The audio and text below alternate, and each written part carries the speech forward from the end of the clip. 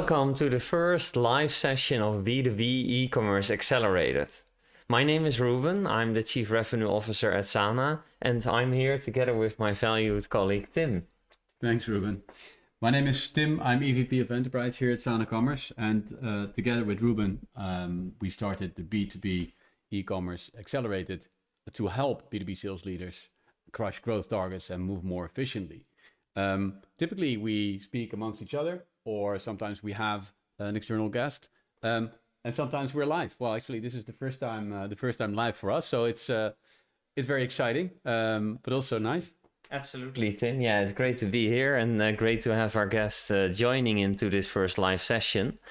We've gotten a lot of feedback already for the followers of our podcast series, B2B E-Commerce Accelerated. So thanks a lot for all your feedback, questions we received from sellers and sales leaders working for B2B companies.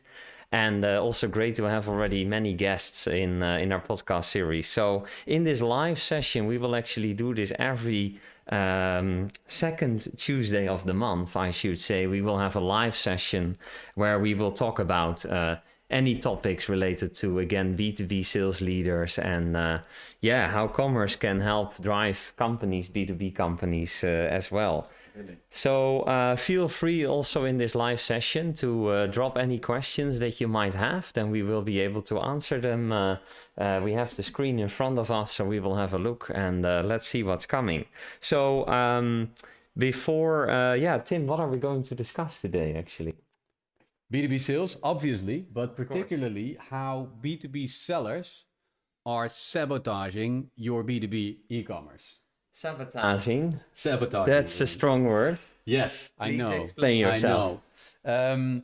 Well, I think B2B sellers or sales leaders will recognize this, and B2B sellers are not always jumping from joy or excitement when their business introduces an online or a digital channel.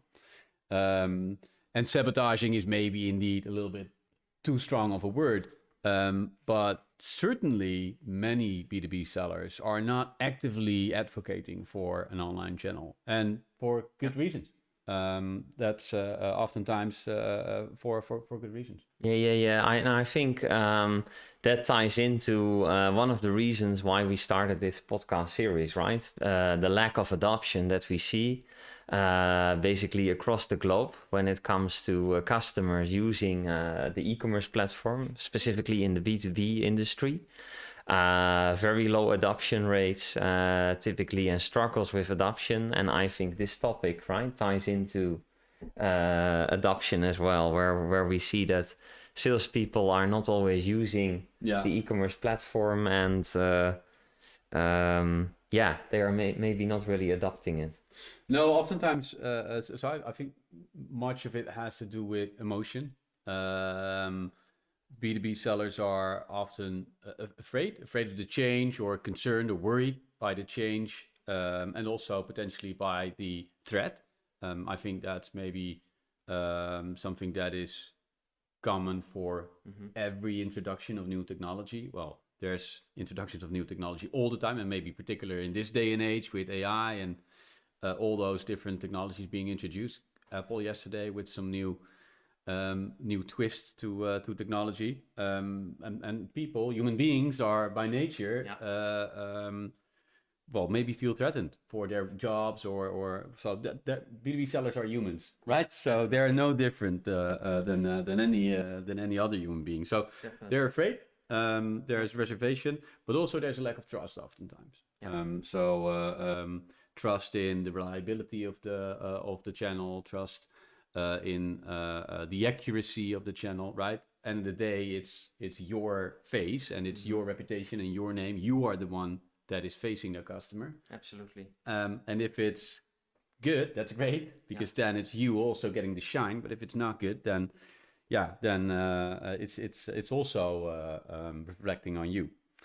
So today we'll discuss one of those two emotions. Yeah.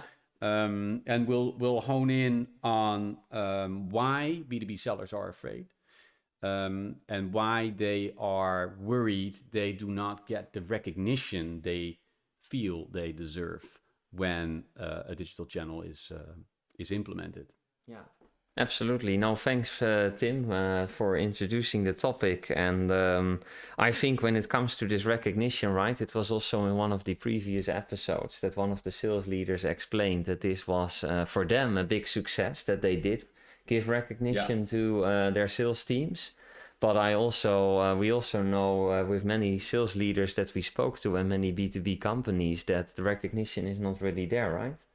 And I think that's one of the reasons why we want to have this first live session going into a little bit more into detail on this recognition, because I think we all know with salespeople how it works. When the recognition is not there, basically you're hired, right, to achieve certain goals, and one of the the compensation for it or the return for it, of course, is more than only salary or variable commission.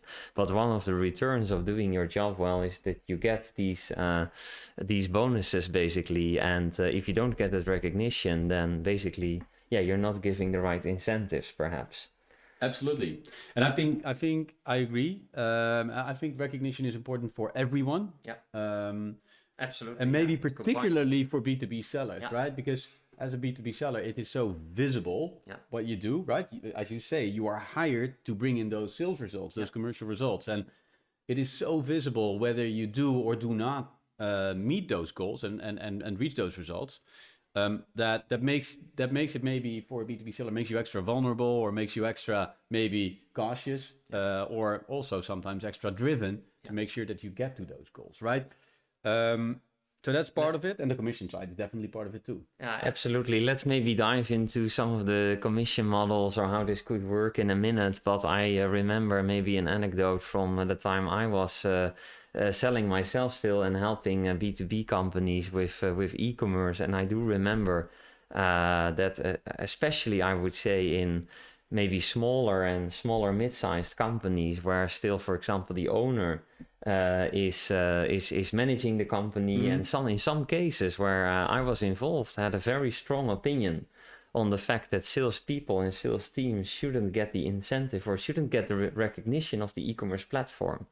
I'm not sure how it's with you or the people can relate to it that are listening in, maybe B2B sales leaders that are working for a smaller or mid-sized company, maybe where the owner is still active. But I remember that they said, look, the sellers, they are doing sales in their ways, and they need to earn money through their channel. But when I'm investing in an e-commerce channel, I partly or maybe fully do this investment in an e-commerce platform to also automate things, to get things more efficient. So I'm not going to give the recognition to the sales team for this. This is a separate channel. So maybe you can relate to that. I'm not sure how it's for bigger companies. You of course have a lot of experience on the enterprise side, but I think it's definitely a topic that we see a lot. Yeah, and I think that's maybe apologies for anyone going in this route, but I think that's a rookie mistake, right? So if you are going to position your e-commerce channel as a potential competitor of a potential threat, and I just opened by saying that some of the concerns that B2B sellers have are genuine and are justful, right? But if you position your digital channel as a competitor to your salespeople, then that's a bad mistake. That's sabotaging maybe your digital channel.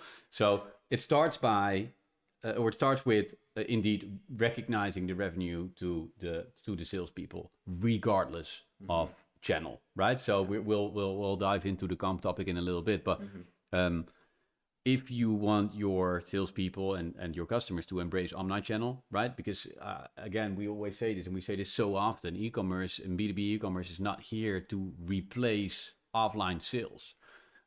Maybe one day, I don't know, but no time soon, e-commerce will replace offline sales completely in B2B sales.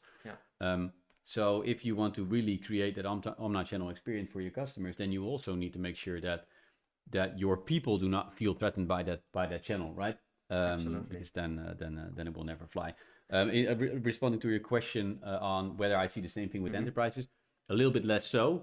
I think enterprises are also, for instance, oftentimes used to selling through partner channels or through another third-party channel. So there's already different sales channels, right? There's brick and mortar, and there may be an online channel already, or an EDI channel, or there may already be other third-party channels, marketplaces, for instance, right? Yeah. So there, I see a little bit less of that, but that doesn't necessarily mean that they do everything right. Right. So so let's not mix that up. I think one of our previous guests, right, from an enterprise company, Philips, Dick Bos, right, he mentioned this, or he actually explained that they do give recognition to the sales team. Yes. And that it's really working, and has worked as an accelerator for also for the adoption of their e-commerce platforms.